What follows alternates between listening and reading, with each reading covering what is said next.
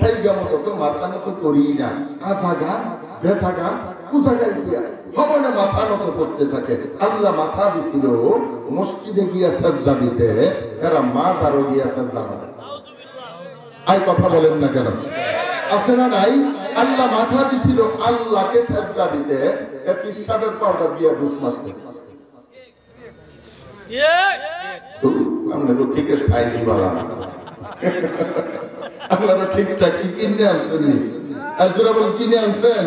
হুজুরা বলেন ঠিক না ঠিক? আল্লাহ মাথা দিছিল আল্লাহকে সাজদা দেওয়ার জন্য, কবরে গিয়া সাজদা দেয়, মাজারে গিয়া সাজদা দেয়, পীরের পায়ে গিয়া সাজদা দেয়। এমন মুসলমান অবশ্য ফুলপুর থানাত নাই, ফুলপুর থাকলেও দুদাইরা নাই, না আছে? অভাব নাই, অভাব নাই। কপাল পুরা নামাজ পড়তে যায় না, নিজের বাপের ভাব দেখে না, ঈশ্বরের দরবারে গরু লইয়া যাবে। এই কথা বলেন না কেন? নিজের এলাকার মসজিদে এক বস্তা সিমেন্ট চাইলে মনে হয় তার মাথার উপরে ঠাডা পড়ছে, ঈশ্বরের দরবারে ছাগল নিয়ে যাইতেছে গা। এমন ছাগল এই ফুলপুর উপজেলার আছে না নাই? আর এই সমস্ত মূর্খ জাহেল মুসলমানদের কারণে আজকে সমাজে কি পীর সেবাই দিতেছে। আরে বাপ রে বাপ, এক এক পীরের টাইটেল কি? আলা বাবা। এই বাবার টাইটেল কি কর না? কালা বাবা, ঠেলা বাবা, খেতা বাবা, সিদ্ধি বাবা, জড়া বাবা, বিড়ি বাবা, লেন্দা বাবা। আর কথা কন না রে ভাই, আছে না নাই? আমাদের এই দেশে লেন্ডার দরবারেও মানুষ যায়, এমন মানুষ আছে না নাই? আমি কি পীরের বিরুদ্ধে কথা বলতেছি? আরে জোরে কয় না, আমি কি পীর বিরোধী লোক? আমি তো সব পীরের সিফাত ফরালো। আমার আগে দুইজন পীর সাহেব বয়ান করছে, ঠিক কিনা জোরে কন? আমার পরে আরো অন্তত দুইজন পীর সাহেব আছে না নাই? তাহলে আমি পীর দিয়া গিরা পীরের সিফাত কইরা রইছি। এই পীরের সিফাত কইরা যদি আমি পীরের বিরুদ্ধে কথা কই, আমার পীরের চামড়া থাকবো?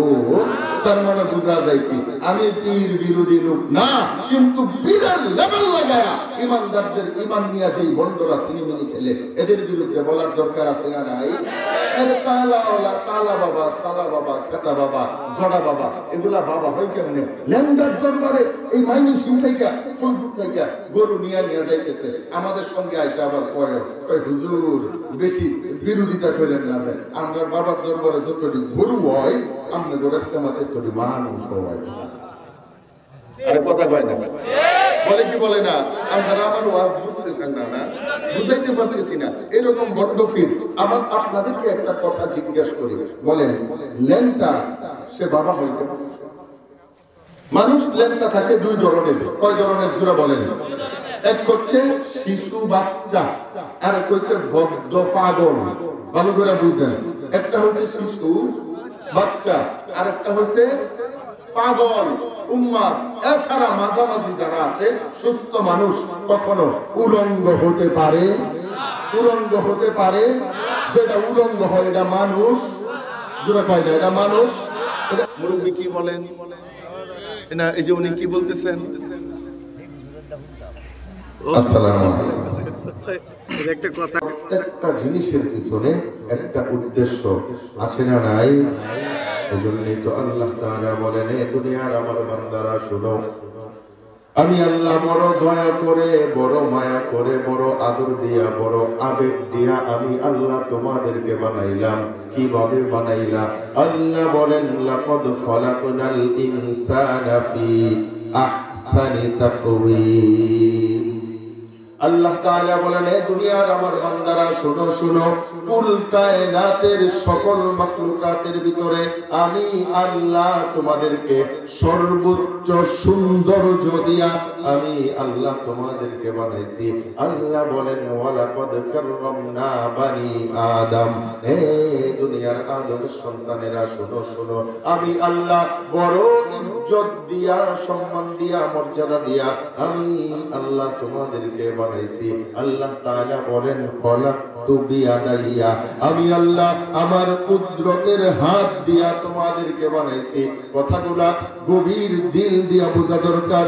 আল্লাহ তাআলা বলেন সবচাইতে বেশি সৌন্দর্য দিয়া, সবার চাইতে বেশি ইজ্জত দিয়া, সম্মান দিয়া আমি আমার কুদরতের হাত দিয়া তোমাদেরকে খামাখা বানাই নাই, বিনা কারণে বানাই নাই। আল্লাহ বলেন আমারও একটা উদ্দেশ্য আছে, তোমাদেরও একটা দায়িত্ব আছে। আল্লাহ বলেন আমারও একটা উদ্দেশ্য আছে, তোমাদেরও একটা দায়িত্ব আছে। জিজ্ঞেস করি ও মাওলা তোমার উদ্দেশ্যটা কি, আমাদের দায়িত্বটা কি? তু আল্লাহ তাআলা বলতেছেন মা খালাকুল জিন্না ওয়াল ইনসা ইল্লা লিয়াবুদুন। সুবহানাল্লাহ। আল্লাহ তাআলা বলেন এ দুনিয়ার আমার বান্দারা শুনো শুনো, সব চাইতে বেশি সৌন্দর্য দিয়া, সবার চাইতে বেশি ইজ্জত দিয়া, সম্মান দিয়া, আমার কুদরতের হাত দিয়া আমি আল্লাহ তোমাদেরকে একটা মাত্র উদ্দেশ্য নিয়ে বানাইছি। জিজ্ঞেস করি ও মাওলা তোমার উদ্দেশ্যটা কি? তো আল্লাহ বলেন ইল্লা লিয়াবুদুন। উলামায়ে কেরাম যারা তারা বুঝবে ইল্লা, ইল্লা হরফে ইস্তিসনা, ইল্লা লিল হসর। আল্লাহ তাআলা বলেন একমাত্র শুধুমাত্র আমার ইবাদতের জন্যই তোমাদেরকে বানাইছি। এই কারণে উম্মতেরা উলামায়ে কেরাম বলেন কুল কায়নাতের সকল আদম সন্তানের দুনিয়াতে একমাত্র কাজ হলো আল্লাহর ইবাদত করা, একমাত্র দায়িত্ব হলো আল্লাহর ইবাদত করা, একমাত্র ডিউটি হলো আল্লাহর ইবাদত করা। কারণ আল্লাহ বলেছেন ইল্লা লিয়াবুদুন, শুধুই আমার ইবাদতের জন্য বানাইছি, শুধুই আমার ইবাদত করবা। এই কারণে সাহাবায়ে কেরামের জীবনী খুলে দেখবেন, সাহাবায়ে কেরাম বারবার জিজ্ঞেস করেন ইয়া রাসূলুল্লাহ ইয়া হাবিবাল্লাহ আইয়ুল আমালি আহসান, আইয়ুল আমালি আফদল, আইয়ুল আমালি আহাব। ইয়া রাসূলুল্লাহ আল্লাহ তো বানাইছেই ইবাদতের জন্য, কোন আমল করব, কোন ইবাদত করব, কোনটা আল্লাহর কাছে সবচেয়ে দামি, কোনটা মূল্যবান, কোনটা পছন্দের, কোনটা মহব্বতের? কেন কেন মালিক যেই কাজ করলে বেশি খুশি হয় এইটা বেশি বেশি করা দরকার।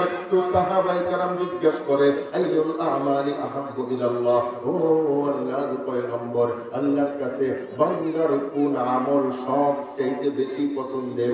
আল্লাহর পয়গম্বর বলেন as-সালাতু আলা ওয়াক্তিহা। হে আমার উম্মতেরা শোনো শোনো, বান্দার সারা জীবনের সকল আমলের ভিতরে আল্লাহর কাছে সবচেয়ে দামি ইবাদত হলো সময় মতো নামাজ আদায় করা। সুবহানাল্লাহ। আল্লাহর পয়গম্বর বলেন সবচাইতে দামি আমল হলো সময় মতো নামাজ আদায় করা। এজন্যই উলামায়ে কেরাম বলেন আল্লাহ আমাদেরকে বানাইছেই নামাজের জন্য, আল্লাহ তাআলা আমাদেরকে বানাইছেই নামাজের জন্য।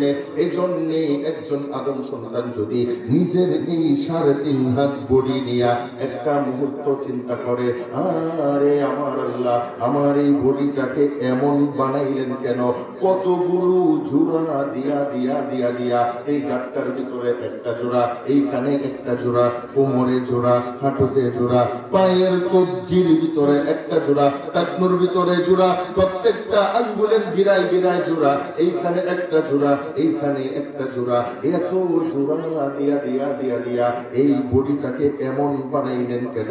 উম্মতেরা উলামায়ে কেরাম বলেন একমাত্র নামাজের জন্য। কেমনে বুঝবো?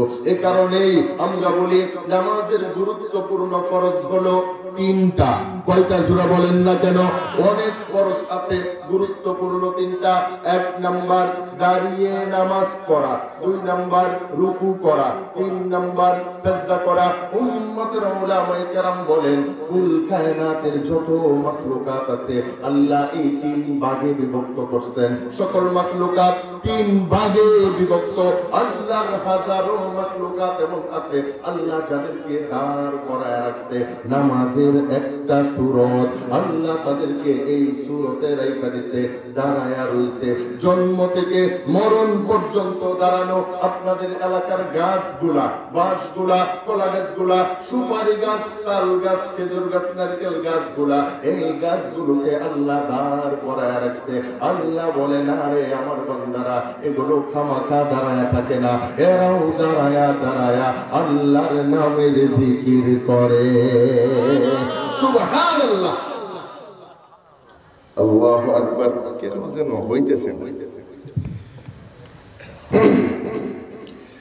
আল্লাহু আকবার তাহলে যে কথার ভিতরে ছিলাম আল্লাহ এদেরকে দাঁড় করায় রাখছে নামাজের একটা সূরত এইটা এরা ইচ্ছা করলেই মাঝখান থেকে ভাঙ্গা রুকু দিতে পারে না ঠিক কিনা জোরে বলেন না কেন পুরা থেকে ভাঙ্গা আল্লাহকে সিজদা করতে পারে না এদেরকে আল্লাহ দাঁড় করায় রাখছে আল্লাহর হাজারো মাখলুকাত এমন আছে আল্লাহ যাদেরকে রুকু দেওয়ায় রাখছে আপনারা লক্ষ্য কইরা দেখেন না আমরা রুকু দেই কিভাবে দুই হাতে দুই পা দইরা চার হাত পায়ের উপর ভর দিয়া আল্লাহর সামনে রুকু দেই আল্লাহর হাজারো বান্দা এমন আছে যাদেরকে আল্লাহ চার হাত পায়ে ভর দেওয়ায় রাখছে এলাকার চতুষ্পদ জন্তুগুলা গরু ছাগল ভেড়া বকরি উট মহিষ ঘোড়া গাধা বাঘ ভাল্লুক যতগুলো চতুষ্পদ জন্তু আছে এরা দুই পায়ে সোজা দাঁড়ানো না মাটির সঙ্গে লাগানো না আমরা যেমন চার হাত পায়ে ভর দিয়া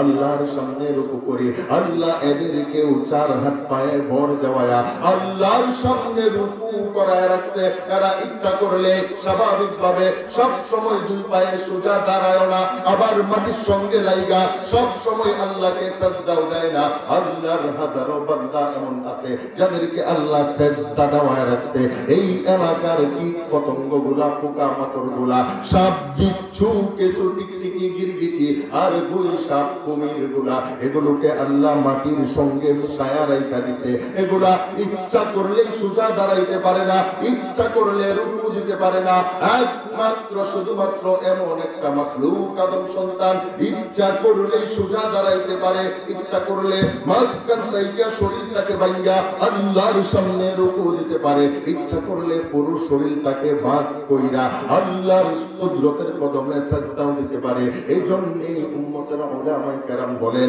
আল্লাহ আমার আপনার এই 3.5 হাত বডিটাকে এমন জোড়া জোড়া দিয়া দিয়া বানাইছে একমাত্র নামাজের জন্য সুবহানাল্লাহ এজন্য উলামায়ে কেরাম বলেন আদম সন্তান সে যদি নিজের এই মাথা নিয়ে একটা মুহূর্ত চিন্তা করে আরে আমার আল্লাহ আমার আপনার মাথাটা কোথায় লাগাইছে আমরা তো চিন্তা করি না ফিকির করি না তাকাইয়া দেখেন না আমাদের বডি নিচে মাথা উপরে বডি নিচে মাথা উপরে আল্লাহর হাজারো মাখলুকাত এমন আছে যাদের বডি নিচে মাথা উপরে কিন্তু তাদের এই উপরের মাথা দুনিয়ার বিভিন্ন প্রয়োজনে নিচে নামানো লাগে নিচে নামাইতে বাধ্য হয় বলেন তো ছাগল একটা প্রাণী এই এলাকাতে আছে না নাই এই ছাগলের বডি নিচে মাথা উপরে বাবার লোককে আমি তারা গান্ধাতে নিয়ে আপনারা কি আমার কথা বুঝেন বুঝেন তো আমার সাথে একটু কথাবার্তা বললেন না এখানে বসার পরে থেকে আমার লাগতেছে আল্লাহ কই জানি আসিলাম আল্লাহু আকবার তাহলে ছাগলের বডি নিচে মাথা উপরে কিন্তু এই ছাগল যখন ঘাস খাইতে যায় তখন মাথা গড়ি কই মাথা বডির নিচে চইলা গেছে উট একটা প্রাণী যার বডি নিচে মাথা উপরে এই উট যখন ঘাস খাইতে যায় খাবার খাইতে যায় তখন মাথা নিচে নাইমা যায় জিরাফ একটা প্রাণী বডি নিচে মাথা তার গাছের উপরে এই জিরাফটাও যখন পানি খাইতে যায় তখন মাথা বডির নিচে চইলা যায় দুনিয়াতে যত মাখলুকাত আছে যাদের মাথা উপরে দুনিয়ার বিভিন্ন কাজে মাঝে প্রয়োজনে তাদের মাথা নিচে নামানো লাগে, নামাইতে বাধ্য হয়ে যায়। একমাত্র আদম সন্তান এমন একটা মাতলব, আমাদেরও বডি নিচে মাথা উপরে। আল্লাহ কেমন করে লাগাইছে, আদম সন্তান মাটিতে বসা, বডি নিচে মাথা উপরে। আদম সন্তান চেয়ারে বসা, বডি নিচে মাথা উপরে। দাঁড়ায় রইছে, বডি নিচে মাথা উপরে। হাঁটতেছে, দৌড়াইতেছে, বডি নিচে মাথা উপরে। এমনকি আদম সন্তান খাইতে বসছে, পানি খাইতে গেছে, তারপরেও বডি নিচে মাথা উপরে। এমনকি আদম সন্তান ঘুমানোর জন্য বিছানায় লম্বা হয়ে শুয়ে গেছে। আল্লাহ অভ্যাসটাকে এমন বানায়া দিছে, গাড়ির নিচে বালিশ দুইটা ঢুকায়া আদম সন্তানের বডি নিচে মাথা বডির উপরে। কেন কেন কেন কেন? একমাত্র কারণ উম্মতের উলামায়ে কেরাম বলেন, আল্লাহ আদম সন্তানের মাথা আল্লাহ নিজের জন্য বানাইছে। আল্লাহ নিজের জন্য বানাইছে। ছাগলের মাথা আল্লাহ নিজের জন্য বানাই নাই। গরুর মাথা নিজের জন্য বানাই নাই। উট মহিষের মাথা, জিরাফের মাথা আল্লাহ নিজের জন্য বানাই নাই। তাদের সাজদা দেওয়া লাগে না। একমাত্র আদম সন্তানের মাথা আল্লাহ সাজদার জন্য বানাইছে, নিজের জন্য বানাইছে। আদম সন্তান নামাজে দাঁড়ায়া এই কপাল আর নাকটাকে ঠেকায়া আল্লাহর কুদরতের কদমের সামনে সাজদা করবে, আল্লাহর সামনে নত করবে। এই জন্য আমার আল্লাহ এই মাথাটাকে বসতে গেলে নিচে নামাই না, দাঁড়াইলে নামাই না, খাইতে গেলে নামাই না, শুইতে গেলে নামাই না, সব সময় উপরে তুই দাঁড়াকে। একমাত্র কারণ আদম সন্তান এই মাথাটাকে আল্লাহর কুদরতের সামনে নত করবে। এজন্যই উম্মতের উলামায়ে কেরাম বলেন, দুনিয়ার ইমানদারেরা যদি জায়গা মতো